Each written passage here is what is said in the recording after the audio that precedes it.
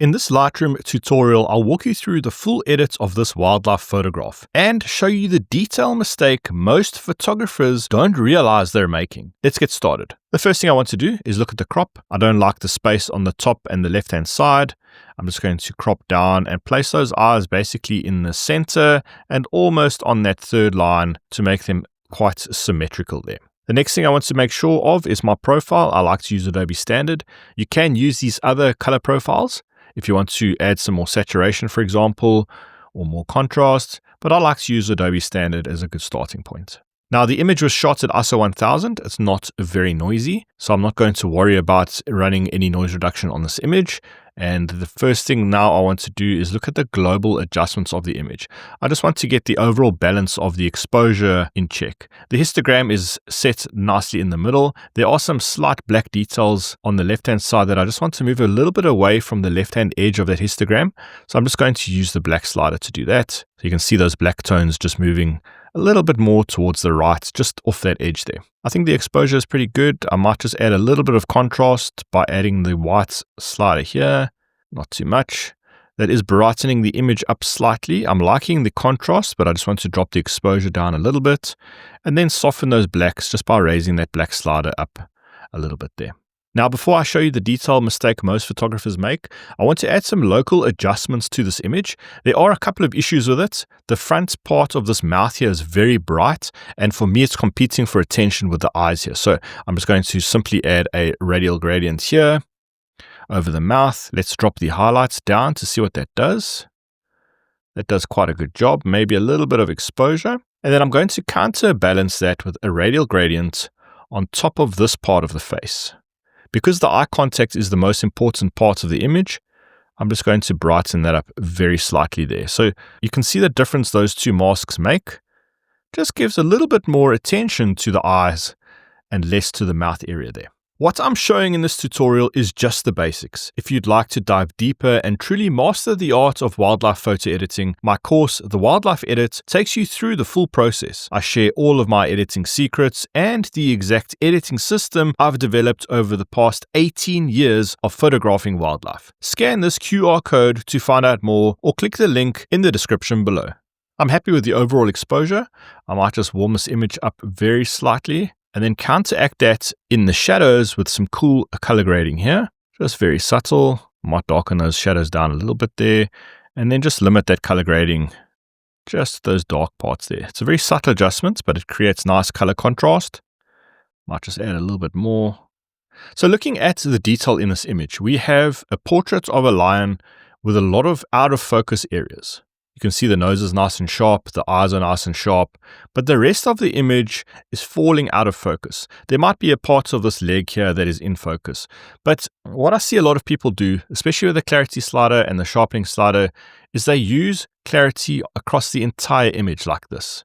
You can see that's adding clarity to the background, to the face, to the body, and it's not creating a really nice effect. Now, similarly to that, people like to add sharpening to the entire image like that.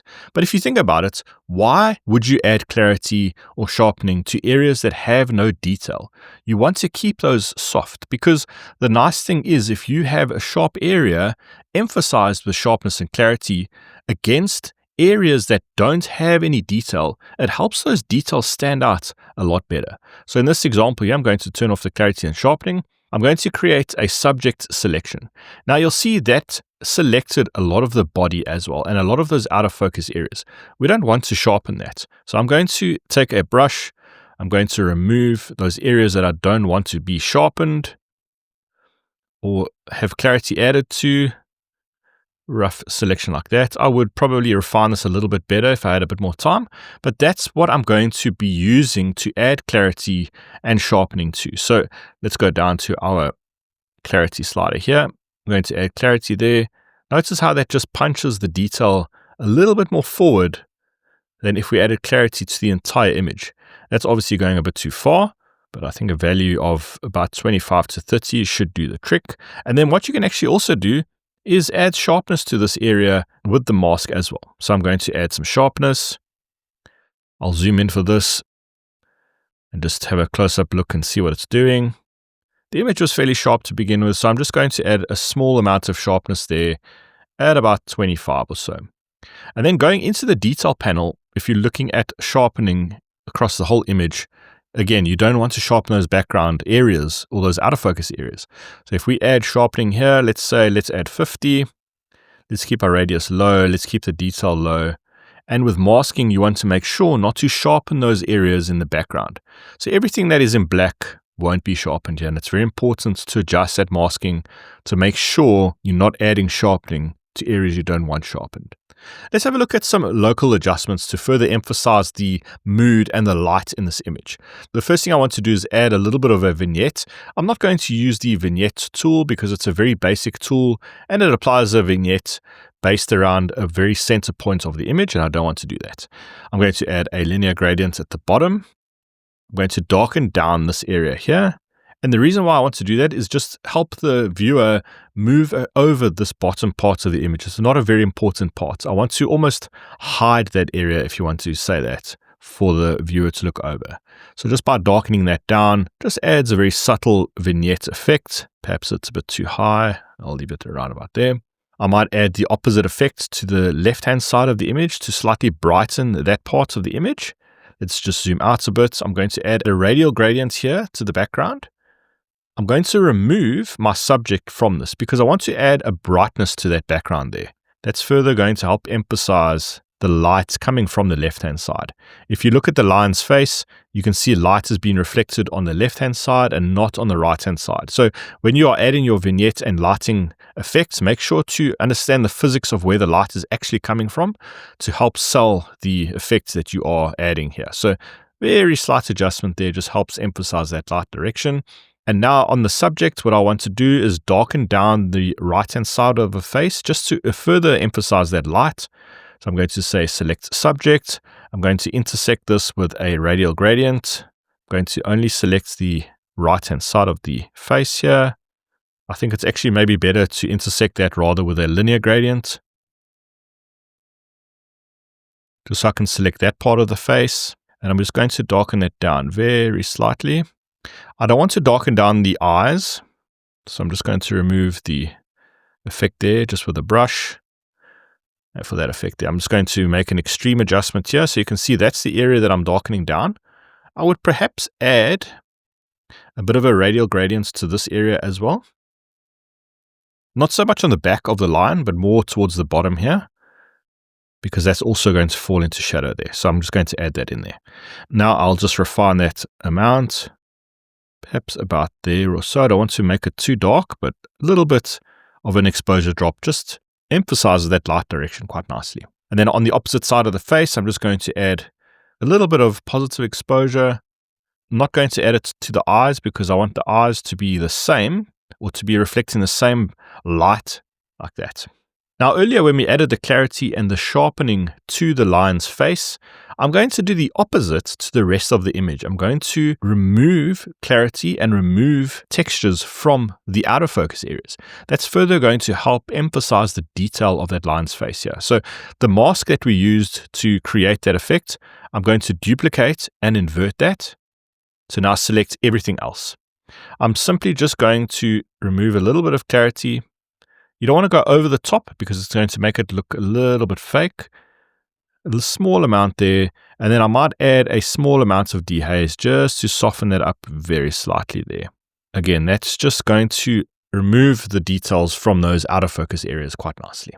I'm going to add a little bit of clarity to the eyes. I'm going to zoom in, use a brush, and I'm just going to throw on a brush across the entire eye there just to add a little bit more details to those eyes. And a little bit of positive white. It's just going to brighten it up very slightly there. I'm noticing the head is slightly skew, so I'm going to just rotate the image slightly. I want to make sure those eyes are almost on a level line there. You can see the line running through the eyes, and also the top of the ears. I want them to be aligned with each other. So I'll probably leave it around about there, and I'd probably crop in very slightly on the bottom as well to keep those eyes symmetrical like so. I want to further add a little bit more color contrast. So I want to increase the white balance and then go increase the shadow colors here in the color grading, just to create more separation in those colors. I like experimenting with this white balance color grading combination. It can add some really, really nice effects. I'm going to add another vignette to this image using a radial gradient. I'm going to place it over roughly around about there, and I'm going to invert that. I want to then darken down very, very slightly those areas to further emphasize that light coming from the top left. And then I might increase the effect of that light on the mask we created. Thereabouts. Then I'm going to add one of my favorite effects, a black fade effect, using my Lightroom Tools preset pack here. You can download this via the link in the description. I'm going to use black fade 1. You can see that's just softening the black side really nicely. Just adding a bit more mood to the image. And I might add some more blue to the shadows to further emphasize that color contrast. The next thing I want to look at is a little bit of a saturation boost. I like to come to the calibration tab and play around with these saturation and hue channels on each color channel here. I'm going to go to the blue primary and just add a little bit of a boost in saturation. I like how this works compared to just adding saturation here globally. You can see using the saturation saturates everything, but I sometimes find saturating just one of the color channels just creates a more pleasing effect.